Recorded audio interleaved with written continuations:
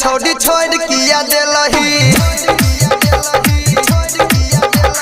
जहिया से शादी भेलो हमारा भूलेलही गाछी में मिलल छौड़ी छोड़ किया देलही जहिया से शादी भेलो हमारा भूलेलही सुनील मुकेश के रहिया छौड़ी जरे हम आबै छियो घरे बेटा बेटी चल गेलो स्कूल में पढ़े छौड़ी आबै छियो घरे तोरा बिना हमरो जवानी पूरा झड़े छौड़ी आबै छियो घरे आबै छियो मिक्स बाय सोतीलाल।